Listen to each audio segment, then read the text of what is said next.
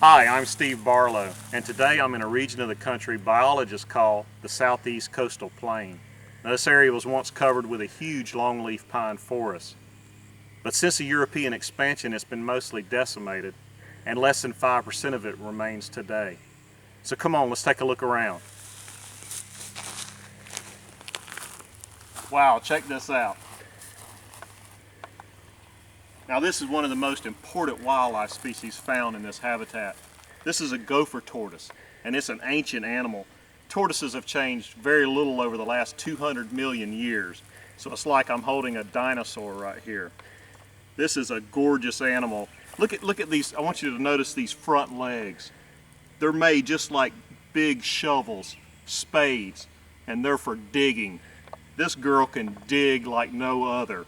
In fact, if she was down in the dirt pulling with those legs, I couldn't even hold her. Now we know this is a female because she has a flat bottom shell or plastron. The males tend to have a concave inward curving shell, and that's for one purpose, mounting on top of the female for reproduction. As you can imagine, reproduction between tortoises can be a tricky endeavor. Now this is a beautiful, beautiful animal, and she's probably 50 years old. They can live to be 100 years. And this is what biologists call a keystone species because so many other animals depend upon this gopher tortoise and what she does in this community. Now one other thing I want you to notice is where she has to eat. Now her head is obviously right here, and her feeding zone is very narrow. And so she's an herbivore. She has to eat grasses and succulent plants. So she needs a good supply of plant growth right at the forest floor in that tortoise feeding zone.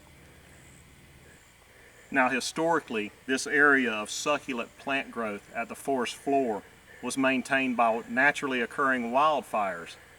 But since the European expansion, we've mostly eliminated wildfires from this habitat, and that allows plants to grow past the tortoise feeding zone, and it shades out the succulent plants that she needs to survive.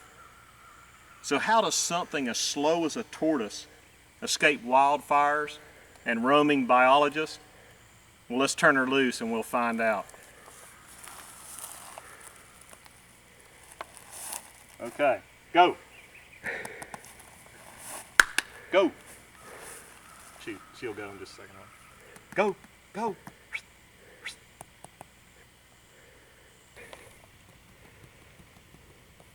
Hello, hello. Go girl, go.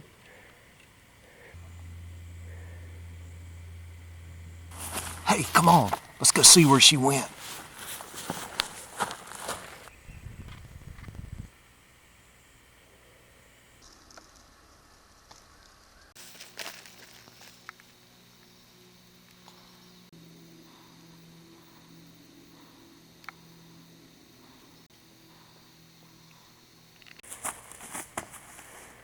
Wow, come check this out. Now that's one sweet hole. This is her palace.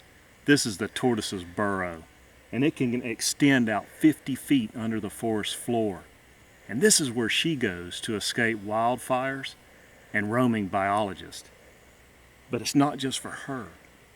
Almost 300 other animal species use these burrows. So how do we manage these communities for species like the gopher tortoise?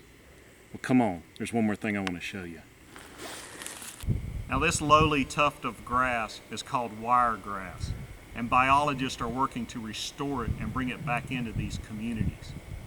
This grass is here for one purpose and one purpose only, to burn, baby, burn. This stuff loves fire, and this plant will sit here patiently waiting for years for a lightning strike to create a spark.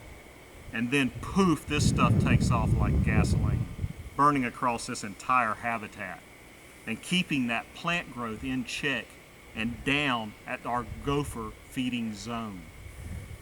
Now my father and his father worked feverishly to remove this plant from these habitats, as it had little value for their livestock. Now I'm working just as hard to bring it back.